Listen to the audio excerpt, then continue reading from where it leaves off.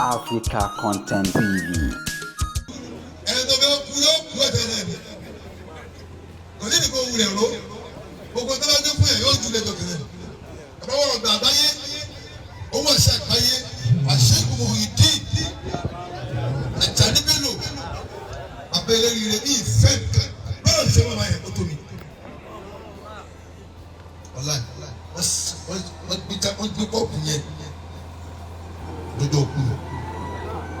Si ẹni náà Nàìjíríà yìí tí ó sọ pé òun ju àwọn àjẹ́ níbí lọ ta ni kó jáde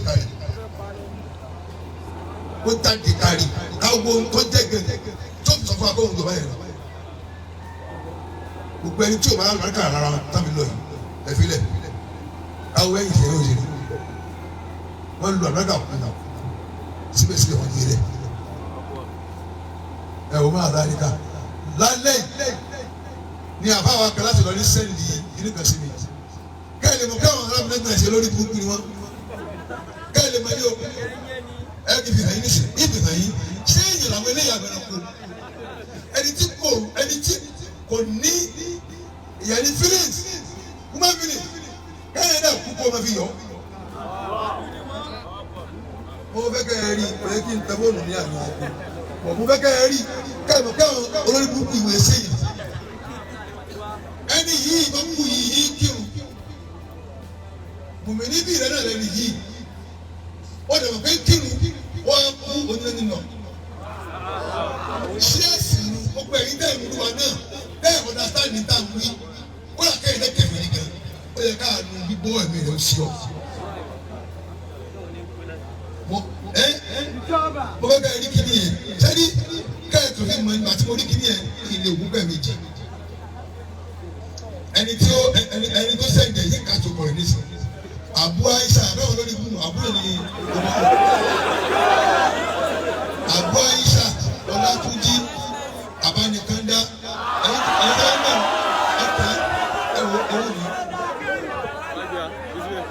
tẹ́tìrì ẹ̀rọ ìṣúná rẹ̀ tẹ́tìrì sí àwọn pípù yìí ṣé ẹ̀sìn òkú ẹ̀rọ ló wáyé. Pẹ̀lú rẹ̀ ní ìwọ́nu Ọlọ́run lọ àwọn oníṣègùn fún ọ àmọ́ ìwọ́nu Ọlọ́run lọ ìdáhùn kan fi ń sunkún nílé wọn tí wọ́n ń pariwo yé àràbà àtijọ́ yìí tó wà lẹ́lẹ́ tí tó ló ń kà sábẹ́ rẹ̀ wọ́n á wó ìwọ́n sọ pé ẹ máa bá o lẹ́nu ẹ̀ ní o ẹ wo ní níkà ta ló mọ ẹ lọ́gàá bí wọ́n bá bá ẹ wá ẹ jọ wá sọ̀rọ̀ wẹ́ni ló bọ̀ wá kà ẹ kà dáhùn kà á kà yín lọ. Baba Muyideen have died upon his kufur, and he will surely enter an eternal fire. Thus Allah have forbid kufur from entering Jannah.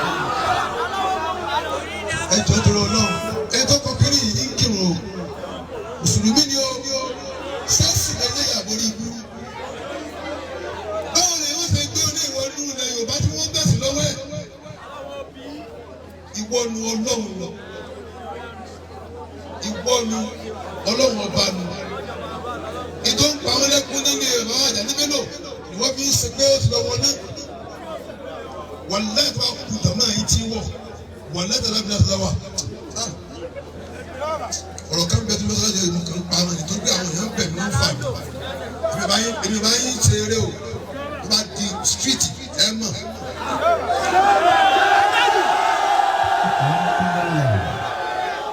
Lórí mi ò kí gọ́ọ̀mẹ̀ntì bá padà yà sí wa. Ètò bẹ̀rẹ̀ yìí gọ́ọ̀mẹ̀ntì padà yà sí wa. Akọ ẹnibọ̀dì. Wọ́n wà ní kó o mú sàtífíkẹ́tì tó fi fún ẹ ní òfin àbí àṣẹ pé wọ́n ní kó o máa kọ̀rẹ́tì àwọn èèyàn. Àbí kó o máa fáwọn èèyàn ní iná. Wọ́n lè gbọ́dọ̀ tó ti wọ́n. Wọ́n wá bẹ̀rẹ̀ náà mọ̀. Wọ́n kọ orin kẹ́mi tí àwọn orin yẹn ní bẹ́ẹ̀ bí ká fi ṣe case studies. Láti mọ̀ lọ́lé gbé fáwọn kí gbé ya ìwé kí rọ́jà mi yóò gùn. Táwọn ti lọ ní mo sì fẹ́ sáré lọ bí 15 minutes. Kí àfa wa àgbà aláníyàn dáadáa tí o máa sọ láàfáà náà mo lè má débi lónìí. ìjọba wúlà nítorí pé ìjọba wúlà jẹ́ èèyàn kẹtẹ́ pé ìmọ̀ ńlá ìdíje kẹta àbáyé níbà ẹ̀sùn mi gan àmọ́ múlù tí mo wà lánàá sí alẹ́ yìí ó gbá kí ìrìn àjò ẹni ẹsẹ̀ ní kíní tètè dáhùn ṣé wàá ní lọ bí mi tẹ́ bá tèmi máa já ẹ̀dá púpọ̀ mo rò láfi ní ẹni tó màmá yòó ìgbò ní ẹni bá fẹ́ràn mi. wọ́n bá yàrá ní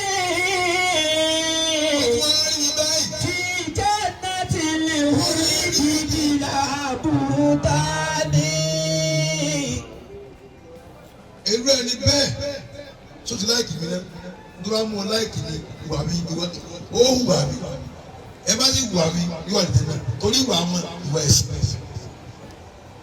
Sheikhul Islam ni wọ́n pè wọ́n ní Misira ní Cairo Sheikhul Islam sáwọn Cairo náà orí wọn tún lọ́ta wọn ò mẹ́ni tí wọ́n rí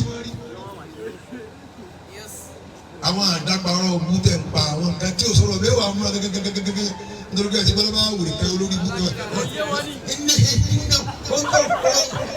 ibùkún tó bá ọwọ́ blóò ti tẹ̀ ọ́ ni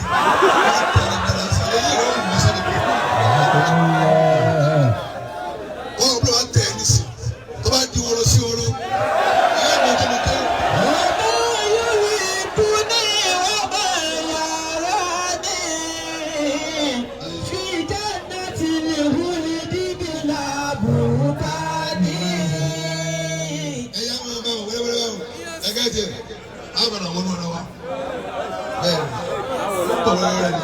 Eléyìí lẹ́bi ṣe àṣemọ́tì Nàìjíríà yìí wọ́n náà yà sí. Gbogbo àwọn ibi kẹ́ẹ̀tì náà gúnlẹ̀ rí gbogbo àwọn tẹ́lẹ̀tì níbi kẹ́ẹ̀tì ń dààmú. Àwọn náà mẹ́mẹ́ gbogbo àwọn ilé ìwé náà gbogbo wọ́n jagun yẹn àwọn náà wọ́n pọ̀ sí. Ọ̀gá wọn wàhábì ni.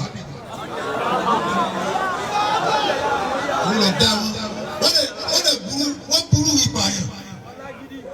Wọ́n burú ìpààyàn gan. Èmi rẹ́dì yín in anything. Èmi ẹ̀ ṣe àfáàní ní lásán street lọ́sọ̀. Ẹ̀ ṣe àfáàní ẹ̀mí kíníkẹ̀lẹ́ nígbà no. Bẹ́ẹ̀ni mo ṣe àfáàní lásán gbẹ̀dẹ̀ ìlọ́gẹ́ tó kò lẹ̀ ètò lójú ẹ̀kọ́ sí. Mo ṣe bẹ́ẹ̀ mo dẹ̀ manage yìí Haifa ó fẹ́ dìtàgò.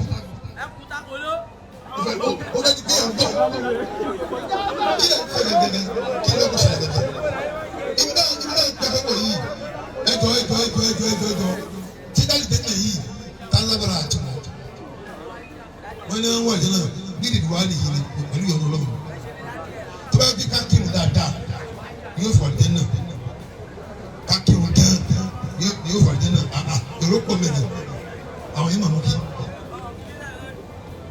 Ìyọ́nú ọlọ́run láti wọ̀ bẹ̀ kẹ́sẹ̀ pé mo máa ń kásẹ̀ jù. Ibi tá a lè wà yí ilẹ̀ Yorùbá náà débi. Gbogbo ẹni tẹ́ bá mú sójú ọ̀nà kan. Ẹ mọ̀ bẹ́ẹ̀ ṣe kéré. Ẹ wọ àti kúrò ní àsìkò bí 40 years sẹ́yìn o. A ti wà ní àsìkò kọ̀ǹpútà. Àsìkò tẹ́ pé ìkíní yìí nísì yóò sáré gbé yín lọ ibi tó jìnnà. Bá a ti wà yín nísì ibi tó ti ń wà nísì tó jìnnà tó bí lọ. Gbogbo yóò máa ṣe àbí kéèyàn fi ìwà pé Islam lẹ́sìn rẹ̀ ẹ ti ba ẹ̀sìn yìí jẹ́ tí ìbá ṣe pé ojú ọ̀nà tá a mọ̀ kóhun ní ojú ọ̀nà tó tọ́ ni àwọn yóò kó mẹ́ ẹ ti bàjẹ́ púpọ̀ tó ẹ sọ ẹ wọnú ẹ̀sìn mi lọ ẹ̀sìn wo ló ti ń nira wọn lábẹ́ tó Islam. Kò dẹ̀ sí kankan ẹ kàn bẹ́ẹ̀ tà sí ìṣubú dáwọ́.